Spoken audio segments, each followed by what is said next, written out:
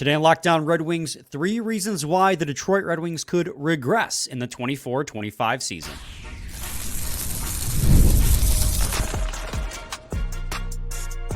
You're Locked On Red Wings, your daily podcast on the Detroit Red Wings. Part of the Locked On Podcast Network, your team every day. Welcome back to the Lockdown Red Wings podcast. We are your hosts, Brian Fisher and Scotty Bentley. Scotty's also the host over at Locked On Tigers, as well as a freelance journalist for the Detroit News. And on today's episode, guys, we're just like we did on Wednesday, but the inverse. We're going to do the 3 reasons why the Detroit Red Wings could be worse heading into we're not next just season. Super negative. We did a whole episode about the positive. This was a confusion last year. We had to deal with people who were like, wow, you guys are super negative. We do one episode of each every year. So if you want the positive twist on it, it's Wednesday. Yes, go back to Wednesday's episode, which would be the previous episode to this one, to get the 3 episodes or 3 reasons why they could be better. But today we're going to do the 3 episodes why they could be worse. Did I say episodes again? 3 reasons why they could be worse. I'm rattled right now, apparently. And one of those reasons we spoiled on the last episode because it could literally go either way. But before we get into any of that, I need to let you guys know that today's episode is brought to you by FanDuel. Make every moment more. As playoffs wind down, the sports stop sporting like you want them to, but this summer, FanDuel is hooking up all customers with a boost or a bonus daily. That's right, there's something for everyone, every day, all summer long. Visit FanDuel.com to get started. Also want to thank you guys for making Locked On Red Wings your first listen every day. We are free and available wherever you get your podcasts, and of course, on YouTube. So part of the Locked On Podcast Network, your team every day. Scotty, let's go ahead and dive right into this topic here.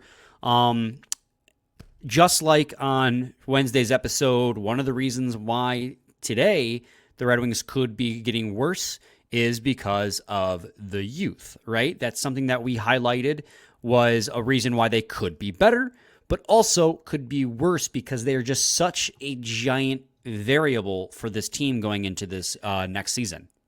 Yeah, and that's something across all sports is just like the variance and the different possibilities that come out of, multiple young players manning a line or, like in the Red Wings case, what is likely going to be the bottom 6 and obviously second pair on defense as well. I think, again, like we kind of spoiled it a little bit yesterday, but I do think the inverse conversation is still an interesting one. Like there is a reality in which Berger isn't, like a super productive NHL player, and that's why he got demoted last season. And Veleno doesn't take a step forward and is, maybe doesn't have like that great of a year. And then you get the new faces, right? Like the really fresh faces, and like Mazur takes longer to adjust and isn't super productive, and then even like some of the higher regarded prospects maybe are either not here at all or come up and aren't very productive. And Edvinsson, maybe a full season weighs on him. We saw Raymond in his second season take a little bit of not a step back necessarily, but didn't take a huge step forward. Like it is very far from a guarantee that all these guys just come up and set the world on fire. So I do think that it is important to point that out. Like there is very much a reality in which I don't just want to say like the bottom 6 regresses all because of the youth, but just in general, all of these new faces that could pop into the lineup throughout the season don't give you the caliber of production that, like established veteran that walked out the door gave you. Right, and even focusing in on the 3 quote-unquote new faces to the roster and what we assume is going to be a slam dunk permanent fashion, right? Like Jonathan Berggren and Albert Johansson, who we talked about at length on the last episode, we believe are slam dunks to make the roster more so than anything. Granted, I think they're both NHL ready for sure, but there's no longer an option to demote them. Right. And Yzerman said himself, if you do demote them, they're not making it through waivers. They're going to get picked up, so they're going to be on this roster. Well, there's as much of a reality as it is that they come into the NHL and they're really, really good. Like we saw, Jonathan Berggren was excellent with the AHL Grand Rapids Griffins last year, and Albert Johansson was a little bit of an unsung hero at times on the back end because Simon Edvinsson got all of the acclaim. There's also a possibility that Albert Johansson comes into the NHL and is a seventh D-man at the NHL level because that transition's really hard. That's not it could still be a good impact, but it might not be a very substantive impact.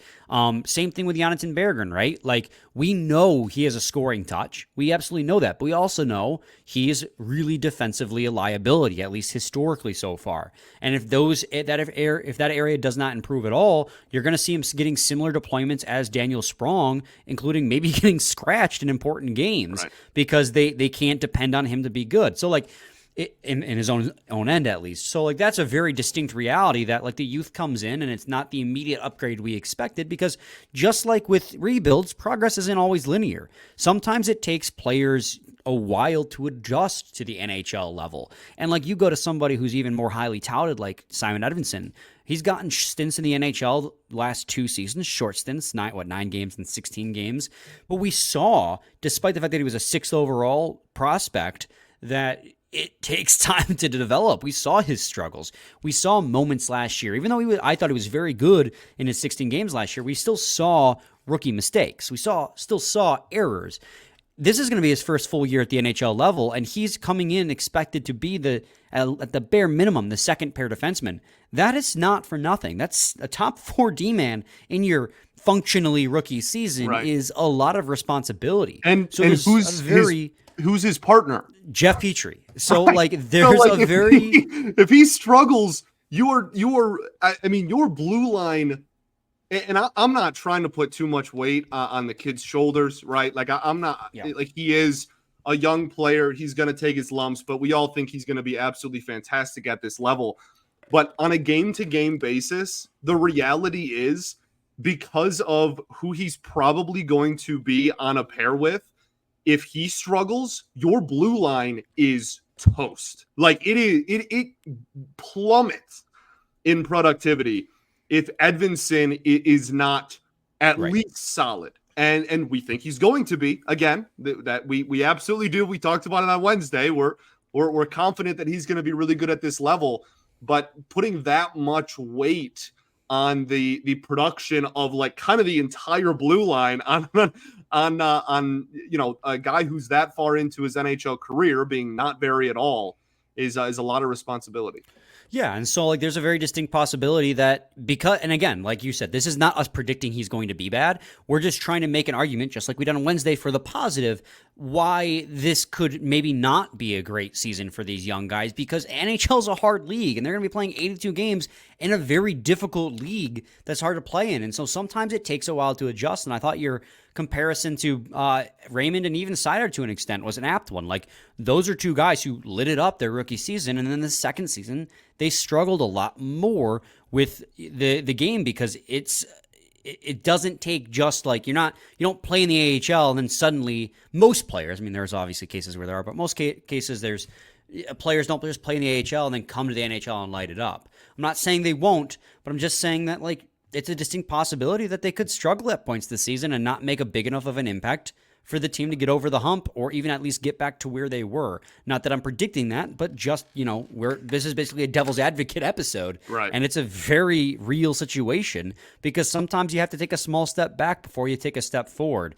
That being said, I agree with Scotty, at least with Simon Edvinsson. I completely agree that he's going to be a rock star at some point, but sometimes it just takes a little bit to adjust. I only talked about the 3 main guys that we think are slam dunks, like you said, and part of the youth struggling, Scotty, might even be youth not making the team that we expect to make the team. Right. Like, we talk about Carter Mazur like he's on the NHL roster, but he's got to beat out players on this roster already. As it stands, there's 23 players on this Red Wings roster locked up in our minds already. So where does Carter Mazur fit? He's got to knock somebody out. Same with Marco Kasper or Nate Danielson. So, like, even if we're not even talking about just struggling on the team, it might be struggling to knock somebody out when we think they're NHL ready. Like, that's part of the youth struggling. And if they can't come in and make an immediate impact, it could affect the results for the team in the standings. And that's just where we're at. Yeah, absolutely. Again, being said, 3 reasons why they could be better. We talked about how the youth could impact and put this team over the top on Wednesday. So don't listen to this and just think that we're super negative. There's a whole episode dedicated to how the youth could make this team even better just a few days ago. Scotty, let's head to segment 2. And when we return, we're going to talk about the next thing on the show sheet, which is coaching system. But before we get to that, we've got to head to a quick break. Got to talk to you guys today about eBay Motors. Passion, drive, and patience. The formula for winning championships is also what keeps your ride or die alive. eBay Motors has everything you need to maintain your vehicle and level it up to peak performance. Superchargers, roof racks, exhaust kits, LED headlights, and more. Whether you're into speed, power, or style, eBay Motors has you covered. With over 122 million parts for your number one ride or die, you'll always find exactly what you're looking for. And with eBay Guaranteed Fit, your part is guaranteed to fit your ride every time or your money back. Because with eBay Motors, you're burning rubber, not cash. With all the parts you need at the prices you want, it's easy to make your car the MVP and bring home huge wins. Keep your ride or die alive at ebaymotors.com. Eligible items only. Exclusions apply. eBay Guaranteed Fit only available to U.S. customers. Segment 2, Locked On Red Wings podcast. Scotty, what is our second reason why the Red Wings may regress in the next season? Yeah, this is one we didn't talk about in the previous episode, and I think is worthy of a conversation, clearly, because we're about to have it. But I also think it's something that has been a rather large talking point mid-season for a while. Like how quickly we forget when the Wings were losing a lot of games at one point. Everybody was calling for Lalonde's head, and then they went on that huge heater and it stopped, and then they lost a bunch again and everybody was going for Lalonde's head, and then it kind of stopped again toward the end of the season. And we've heard so much ever since Newsy took over and was hired, just consistently about the system, right? We've talked about it ad nauseum.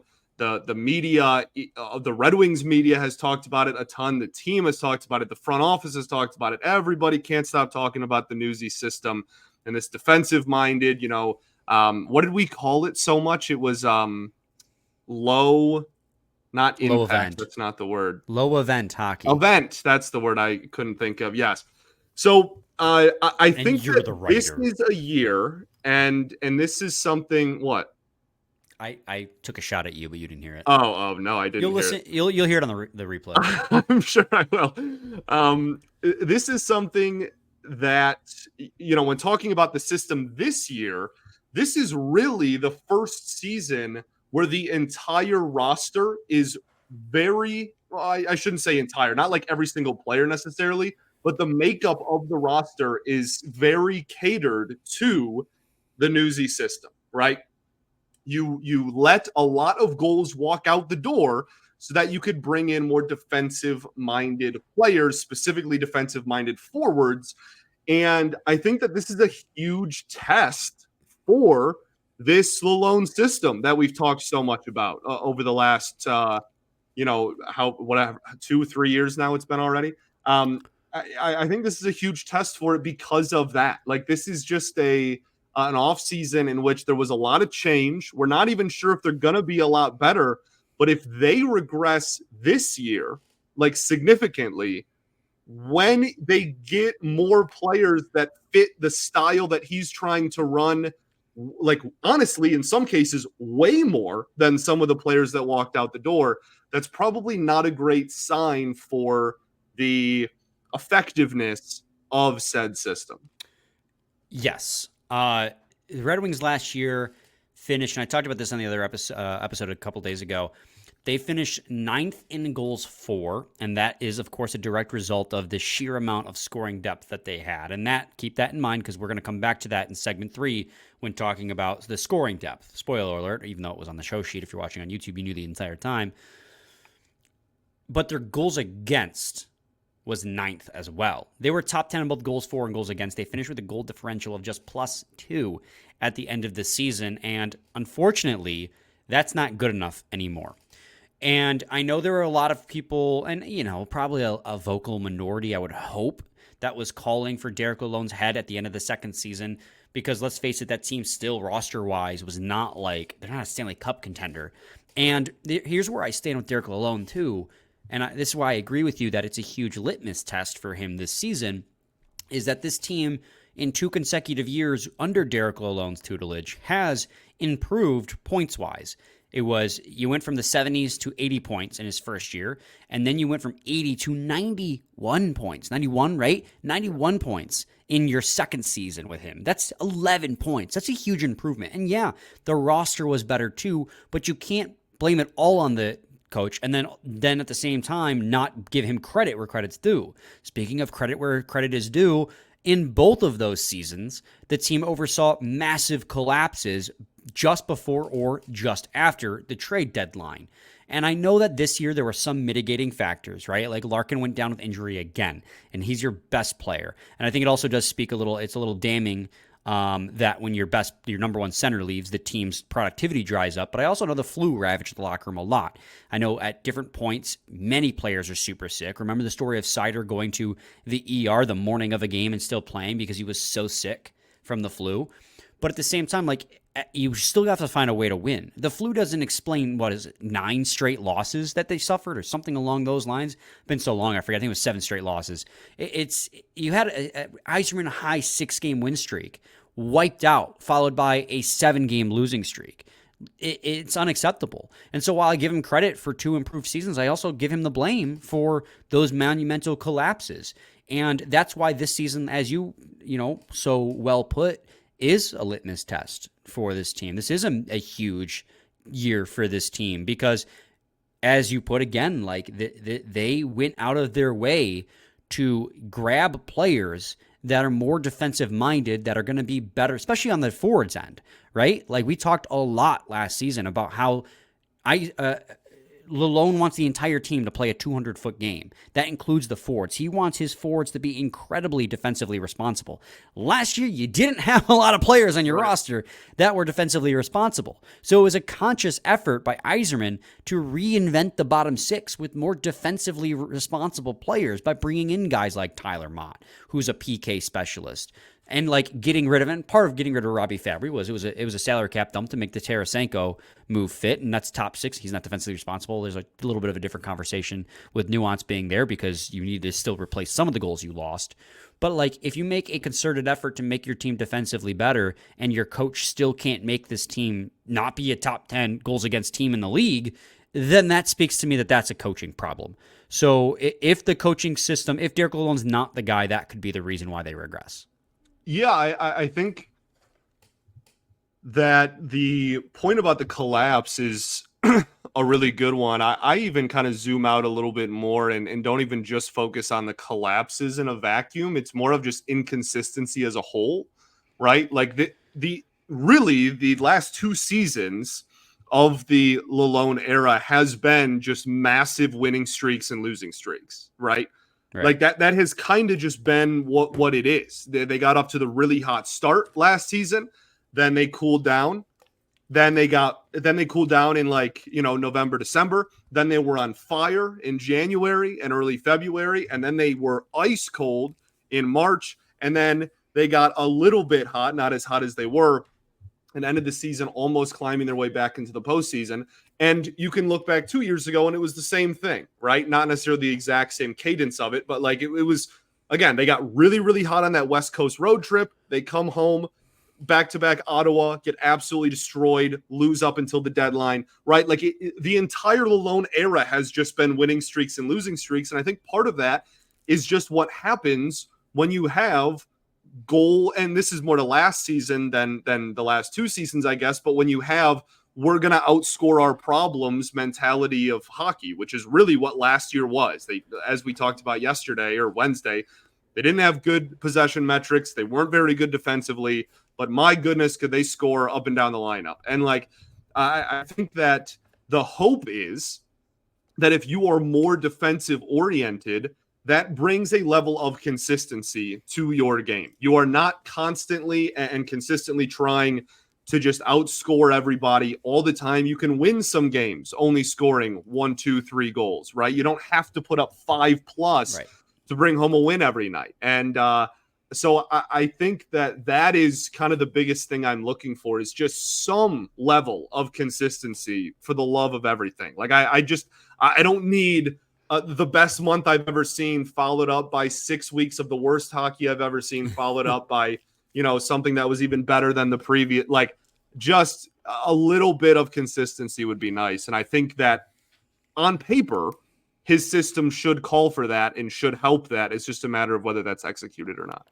Right, and that leads us to the third reason why we think this team may regress, and that would be the scoring depth. Because of those changes, you let a lot of goals walk out the door and or traded away, and you if it's not filled internally, it could mean that you don't win as many games because you got to score goals to win games. So we'll talk about that in segment 3 of Locked On Red Wings.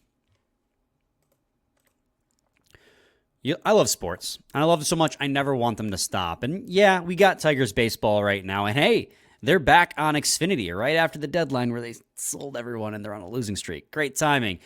But hockey's not around. And what are you going to do if there's no hockey around? Well, FanDuel lets you keep the sports going whenever you want. All you got to do is open up the app and dream up bets anytime you're in the mood. And this summer, FanDuel is hooking up all customers with a boost or a bonus daily. That's right, there's something for everyone every day all summer long. So head over to FanDuel.com and start making the most of your summer. FanDuel, official sportsbook of the Major League Baseball. The Major League Baseball. Did you just say the Major League Baseball? I did. Great job, Brian. Great job. The National Hockey League. Actually, that works. That's like people that say the MLB. Like, that's a huge no-no. It's just just say MLB as the Major League Baseball. Yeah, doesn't sound right. But you can do that with every other sports. Correct. Yeah. The National Football League. It's just not the Major League Baseball because it's not a league. It's just Major League. Okay. Anyways, segment 3, Locked On Red Wings podcast. Scotty, I mean, I kind of laid it out for the people going into the break there. I mean, just like in the reasons why they could be better, where we talked about how internal players could help to fill the scoring depth that walked out, the opposite is also very true. You let a lot of scoring depth walk away by trading away Wallman, trading away Fabry, letting Sprong walk, letting Gostisbehere walk, letting Perron walk. Like, that's a lot of goals just right there, and you're kind of banking on the youth and returning vets to fill in those holes, as well as improve defense to close the gap on any goals you don't score to be just kept out of your own net.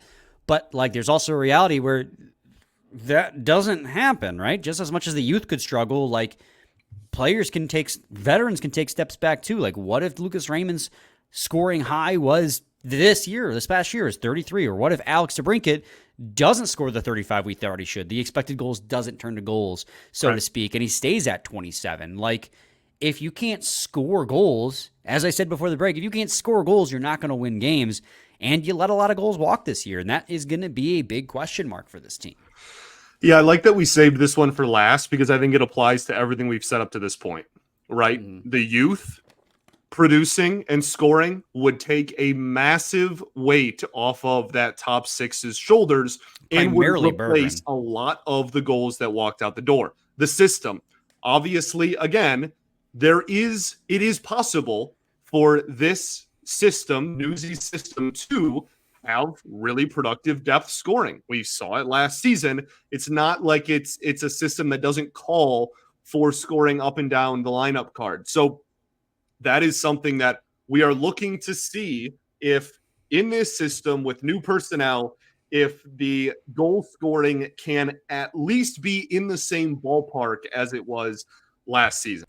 These three, there's just a lot of variance in all of these categories, right? Mm-hmm. And I think that when we're talking about, we've mentioned it again at length over the last couple of months, a lot of goals walked out the door. A lot of goals walked out the door. And presumably you're getting better defensively, you're getting, younger, and all of these good things. But at the end of the day, you have to put the puck in the back of the net if you want to win hockey games. And where are they going to get that from? We talked about the top end talent on Wednesday's show and how there's kind of room for improvement in the top 6 to score. But last year's team didn't have a 40 goal score, and they were still in the top 10 in goals scored because of their depth scoring. Where are you getting that this year? Again, I think I'm glad we saved it for last, because you can point to the first 2 things we talked about today and go, well, that's going to have to probably be where it comes from, the system and the youth. Right. And like, think about this. You want to talk about absolute worst case scenarios. The coaching system does not take, and you're not getting the goals because you let so many goals walk. Now you're getting scored on just the same amount without getting as many goals. Now you're really regressing, and that's, I mean, obviously, again, that goes back to then you need at least one of the two to tread water. Right. You need either way better defensively or still get goal production up and down the lineup. You need one of those 2 things to happen if you want to even maintain pace with where you were last year. You need both to take a step forward. If you get neither, you're going to take a step back. Absolutely. And then the reality of the matter, right? Like, these 2 episodes are very polarized, intentionally so. We're detailing 3 reasons, arguing for both sides. That's exactly where I was going. The truth is in the middle. There are going to be, I'm sure, 1 or 2 young players that are playing well, and maybe 1 or 2 young players that is struggling. There's going to be, there's, unfortunately, sports are streaky, and hopefully we don't get as many long streaks like we did where they were unbeatable and then could not win. Hopefully there's smaller streaks. So like, obviously everything is a winning streak and a losing streak technically, but like, right. Like I just don't want it to be a month of amazing and a month, like, let's chop it up a little bit more. Let's throw some W's in there, sprinkle them out. And sprinkle them in there. And then there's also, like, I think that they are going to be, and we talked about this, in reality, we feel the reality is going to be that they're going to be marginally better defensively and not score quite as many goals, which I think is just going to, personally, I think they're going to kind of tread water in that regard, which means they might take a small step back in the standings points-wise, which I've said multiple times. But at the same time, there's the reality where they could still break through. And that's just what the point of these episodes are, is to explain to you that I don't know what the heck's going on. Like, it could go either way. And I could see it reasonably going either way. One thing we didn't talk about, though, too, Scotty, we mentioned it in the 3 reasons they could be better, as, like, when we talked about as a whole the team better defensively, but we didn't mention it as a reason why the Wings could be worse. But I think it's worth bringing up, and that's goaltending. And mostly I want to bring it up to explain why we didn't put it on the reasons why they could be worse, because both you and I are in complete agreement. Goaltending is still a major area of concern for the Detroit Red Wings. And I think that if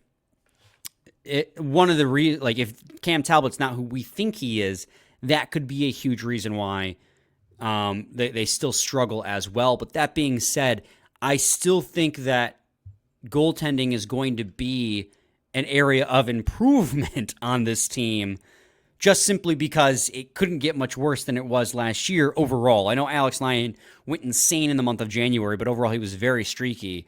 So I think that just the departure of Reimer and the bringing in of Cam Talbot, it's hard to argue that as the main reason why they could be worse. And that's why it's not on there, even though it's still a huge area of concern for the long-term success of this franchise. For sure. Absolutely. And I think we put it in the correct episode, right? Like, I do think that if you get really good goaltending, that would be, like Lyon was, he was a revelation. Like, people freaked out when Alex Lyon was really good for a few months there, because that was the best goaltending we had seen in what feels like years, over that long of a stretch. And so I think that if we get really solid goaltending, it will be a huge reason, again, as to, like you said, a reason why they took a step forward.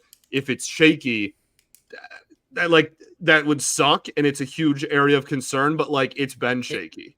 Yeah, exactly. It's not really super different from what we've been dealing with for the last 3 years. Precisely. That's nothing new to us. Scotty, you have any final thoughts, brother? I don't think so, man. We ball. We do ball. One last time. Reality's probably in the middle, and we did 3 reasons why they could be better a couple days ago. So don't Yes. hang your hat on this episode and say that we think the Red Wings suck. Anyways, we'll be back with a new episode on Monday. Stay tuned for that. Same time, same place. See your team every day. Every day.